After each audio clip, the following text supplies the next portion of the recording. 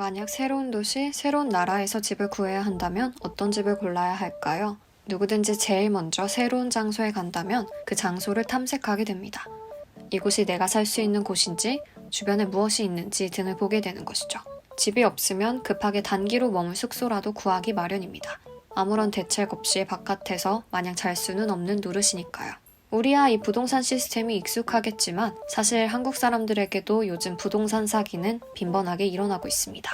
열심히 모은 돈을 전세로 날린다는 것은 드라마, 영화 등에서도 종종 등장하곤 합니다. 그렇기 때문에 더욱 집을 계약할 때는 주의 깊게 살펴봐야 하는 점들이 많습니다. 하지만 이런 한국의 집 문화에 익숙하지 않은 외국인들은 어떤 식으로 계약을 하게 될까요? 특히 전세라는 것은 흔하지 않은 개념이기 때문에 더욱 낯설게 다가오게 될 것입니다. 오늘 소개해드릴 영상은 한 유튜버가 어떤 식으로 집을 구하게 되었는지 그 과정에 대해서 설명한 것입니다. 외국인의 시선에서는 어떻게 다르게 보이는지 한번 살펴보겠습니다. First, before I go into your housing options, I wanted to talk about a system that they have in Korea called 월세 and 전세. 월세 is not going to apply to most of you, and that is the housing system here where you put down a large amount of money onto an apartment or a house and you don't pay rent every month, or if you do pay, it's like very little, like 100.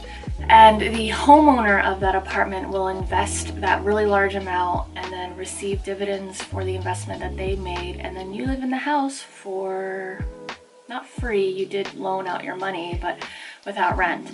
And I won't go too far into it because this is not going to apply to most of you. What is going to apply to you is the 월세 system. That is the system where you put down a large deposit and you pay a monthly rent, maybe similar to your home country. The average rental system is you put down maybe 1 month's rent or even a fraction of that month's rent, and then you pay your rent. Some places require your first and last month's rent, and then I would say New York City is a little bit closer to Korea in requiring you to use a broker and having a slightly higher startup amount. Why in Korea is a little bit different though. With the 월세 system, I'm trying to say it correctly. In this system, you are putting down essentially your rent each month for the entire year as a deposit. I've been told this is a way that if you default on your rent or you leave your lease early, they have the deposit to pay off the time that you should have been renting. This doesn't always match up though, so I'm not fully sure the percentages because there are times where the deposit is way higher than what your rent would have been in a year or even 2. And then there are times where the entire deposit doesn't match up to your rent that would have been in 1 year. There are exceptions to this, and I guess I'll talk about them now. First, let's talk about the housing options. Is an apartment. An apartment does not mean the same thing as it does in the US, even though that is the English word. An apartment in the US just means a place that you rent. Here, an apartment is a specific structure, and it has multiple rooms and is very expensive.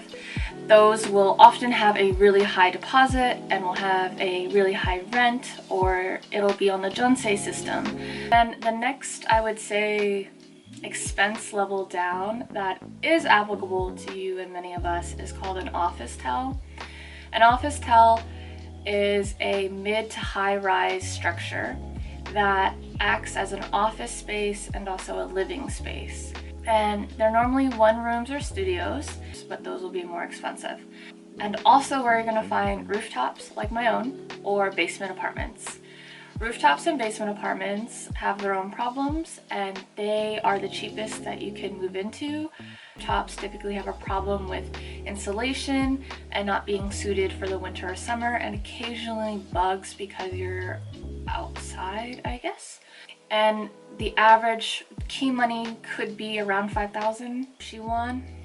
It's a very, very small apartment, really, really small, where you can fit your bed, a desk at the end of it, and maybe a closet, and your bathroom will be in the room. Sometimes they're in a foggy glass encased closure with a toilet and a shower.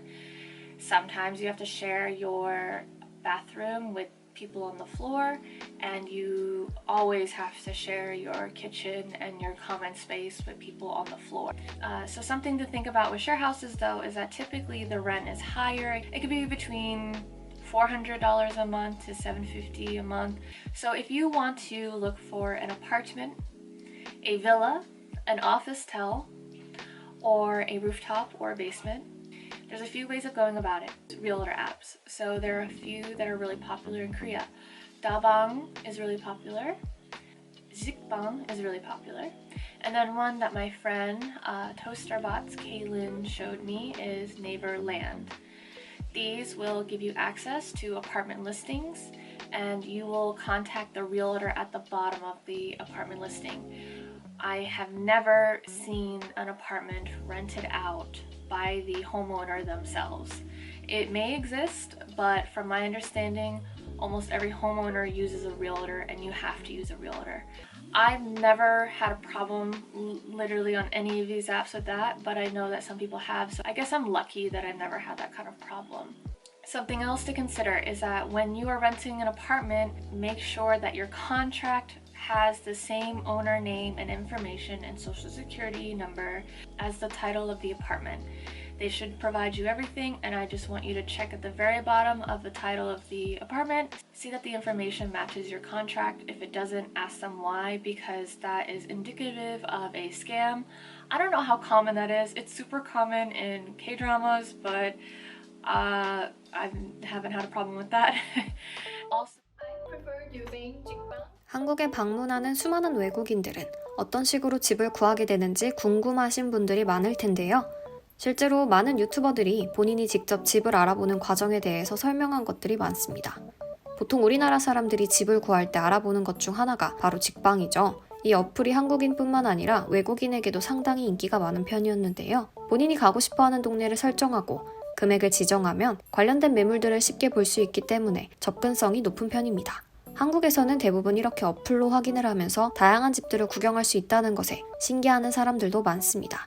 물론 그 중에서 사기가 많기 때문에 이 점을 주의해야 한다는 말은 빠짐없이 나오고 있는데요. K-팝, K-드라마가 요즘 아주 전 세계적으로 인기가 많아지고 있어서인지 한국을 방문하는 것에서 그치는 것이 아니라 직접 우리나라에 살고 싶어하는 사람들 또한 증가하고 있습니다. 각 나라마다 집 구하는 방식은 다르기 마련입니다. 독일이나 영국, 프랑스, 호주 등에서는 집을 구하기 위해서 까다로운 면접을 봐야 한다고 합니다. 잔고증명서부터 시작해서 이 월세를 감당할 수 있는지에 관련된 모든 자료들을 반드시 제출해야만 한다고 하는데요. 그래서인지 미드 프렌즈에서는 룸메이트를 얻기 위해 저희가 면접까지 보게 됩니다. 이메일을 돌리면서 계속 어필을 해야만 최종적으로 집을 구할 수 있는 것이죠. 아마 이런 것들을 경험한 사람들이기에 한국의 집 구하기에 매력을 느끼는 것이 아닐까 싶습니다. 오늘 준비한 영상은 여기까지입니다. 감사합니다.